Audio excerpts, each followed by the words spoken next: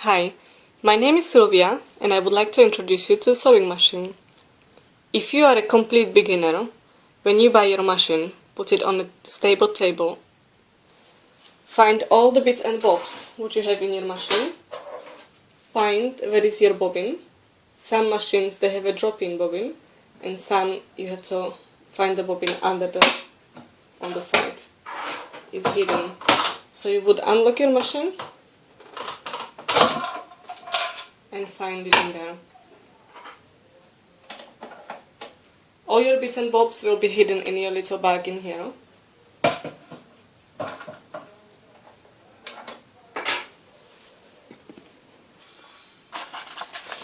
Get your instruction book, and what you need to find is how to thread your machine. It have a couple of steps. How to wind your bobbin up, where the bobbin goes, and how to change between straight line to zigzag and all the different embroidery lines. How to make them smaller and bigger, and where to make a buttonhole. Your reverse button and your switch on and off. When you know all this, plug your machine into the electricity with your presser foot and switch your machine on. And we will wind the bobbin up now. You should find the bobbin, empty bobbin, in your machine. And you should get yourself a thread. I'm using pink thread so you can see it easy. In each machine you will have to find out your thread holder. Some of the machines they have it just lying down between this thing. And in your book you will have to find the position of where the thread have to go before you wind it up. Usually it goes inside the cross. All the new machines will show you a line in there. Goes behind this thing. In the cross, wind the bobbin up a little bit, and you have to click it in for the bobbin to be stable. So you click it in. Some machines this is the only thing you have to do. On my machine, I still have to pull these things up so it doesn't use the needle anymore. Then you press your foot and wind your bobbin up. The thing is, if you want your bobbin to be tight enough, you have to hold your thread a little bit to make it nice and tight.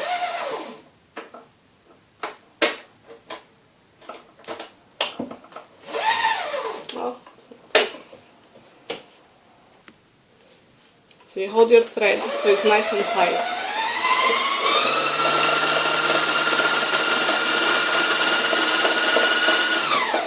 You should wind your bobbin all the way onto the end. Get your scissors, cut the thread down. Now you have to remember to click this back in so we can sew and take the bobbin out, push it out and take it out. You're going to put the bobbin in. The thread has to come from the top, going to the right side. So it will, when you pull it, it will circulate this way. So from the top. This way, you stick it inside your bobbin holder, click it inside, and go behind yours. So it will come nicely from there. Open your holder, and put it inside your machine. So now your thread is done from the bottom, and now we have to do it on top. So you can see on your machine, on my machine, there is number 1 going behind here. Step 1 going down. In here is step 2 going up behind the metal thing to hold it in. Going down. And now we have to thread the needle.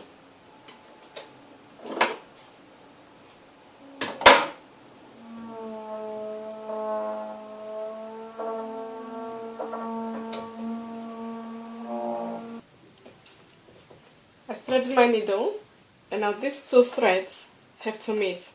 So we have to bring the bottom thread from that little thing, from that little hole up.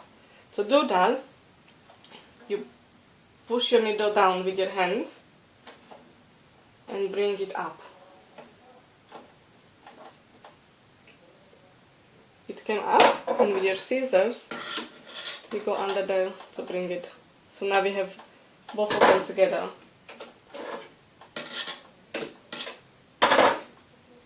Put your thread behind. Close your bobbin. Push it in. And now we can try if it's working well. You put the material, your fabric in, close the foot down. I have it on the straight line at the moment, and press the foot to go.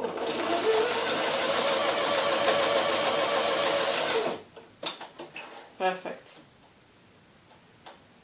If your tension is not working very well, this is where you have to find your machine. Your tension is in here. It should be on number 4, between 5 and 3, and that's the usual one. So let's try it now.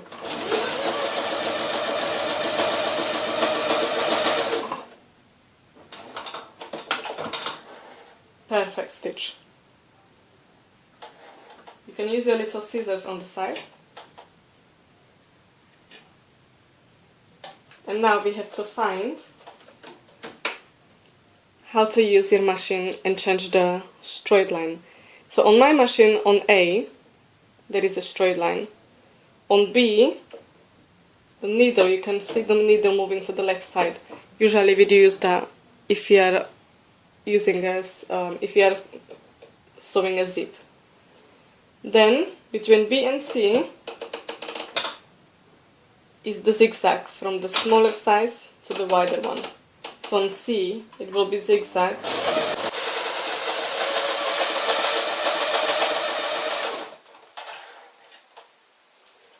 which is quite wide one. And if I use more to the B, it will be smaller one.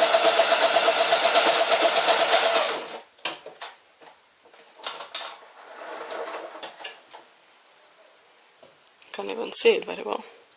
It's so small. So usually you could use it in between or more to the C side. Also, the difference between the stitches on size 4 is quite wide. Nearer to 1 it will be smaller and smaller. If you are a beginner, you want to leave it on between 2 to 3.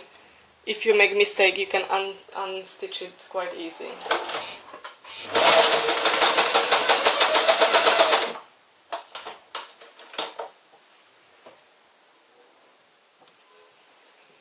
So play with your machine, try all your stitches before you start sewing. Try them in different lengths, different sizes, and then get to my video how to sew in straight lines, then how to sew in the circle, how to sew in the corners, and how to use different seam. Thank you for watching. The other thing you need to know actually about your machine is how to change your foot. Like this one is for sewing a zip, sewing a hem, and how to change your needle. Pick your foot up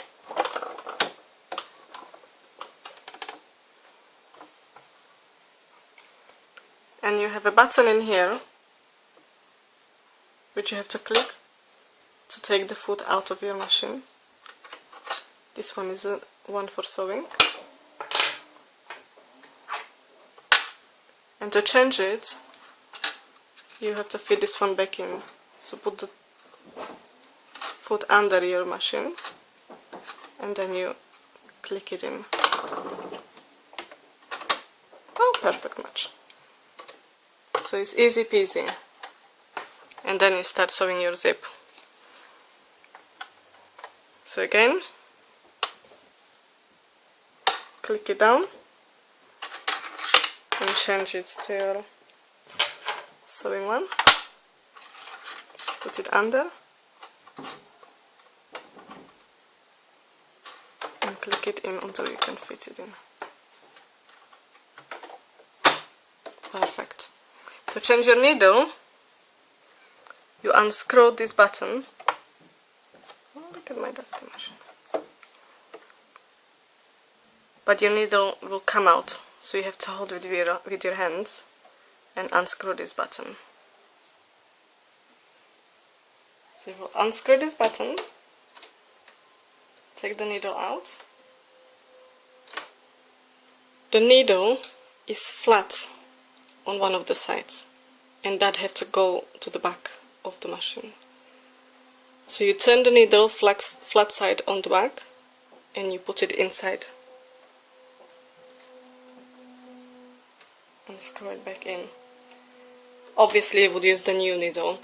Every time you start sewing, you have to put your new needle in. Always buy good needles, because that's a very important thing for your machine, to have a good needle, good thread for you, and good fabric for your machine to sew it very well. Thank you.